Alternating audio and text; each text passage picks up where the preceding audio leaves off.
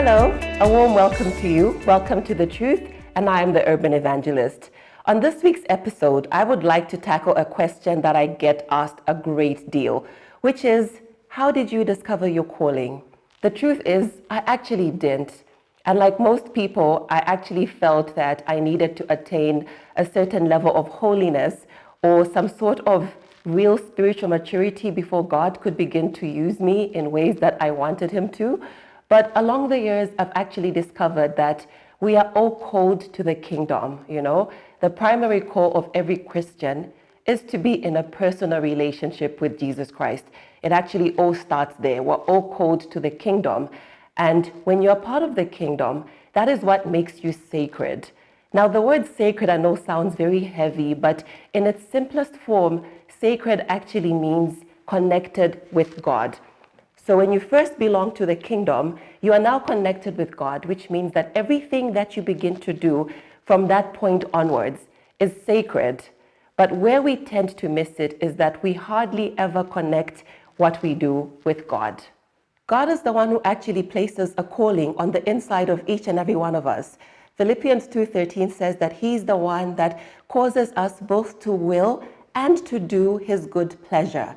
So begin to think on those things that you feel God has called you to do. What is it that you're naturally good at? You're naturally gifted at. Those things that you can do so well, exceedingly well, actually, when most people would probably struggle or fail to do them. Begin to pay very close attention to those because that is always a sign. But other than that, there's a few pointers that I want to give you on how you can help yourself develop your calling. Number one, listen with discernment to the counsel of your church pastor, your parents, elders, church members, or just anyone that has gone ahead of you in ministry. Now remember, the key word is discernment.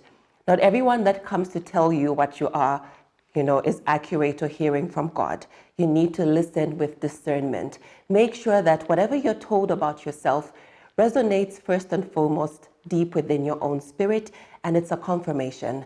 And God places people in our lives, to help us learn more about Him, about His ways. And usually it takes a seasoned and experienced eye to actually help pull out ministry gifts from within you and to also affirm them. Remember that without Eli, the prophet Samuel would never have known that it was actually God calling him. Number two, embrace your local church, Don't just embrace it. Belong to a local church. Be a member there. Serve and be active. Remember that the church is not just the house of God and the people of God, but the church is the incubator of all ministry calling. And if you cannot follow, then you certainly cannot lead. Submit to your local church. Number three, avoid trying to be a carbon copy of a preacher or pastor or someone that you look up to in ministry. So case in point, I really love Sarah Jakes Roberts, but I can't be her, and I shouldn't be her. By all means, learn from and be influenced by their Christ-like actions and behavior and influence. But remember that you are actually God's workmanship and you have a unique purpose for your own life. Number four, don't assume that your own personal dreams and desires are synonymous with what God has called you to actually do. So while our desires may actually play a fundamental role in helping us discover God's plan and purpose for our lives, be prepared to surrender those desires in the event that God is actually taking you in a different direction. And lastly, number five, do not worry or be anxious about your calling. Trust me, God that called you is faithful. He will be sure to find you right where you are. Serve, be active, love Him, keep praying, keep trusting, keep believing. And over time, you will begin to step into your destiny and your assignment that God prepared. And He will show you. God is faithful like that. The Bible says that He who called you is faithful and He will show up. So there you have it. I hope these 5 points have been very helpful to you. Make sure you follow The Truth on Facebook, Instagram, and follow me on my YouTube channel. Stay tuned right here for more information and be sure to catch the next episode next week.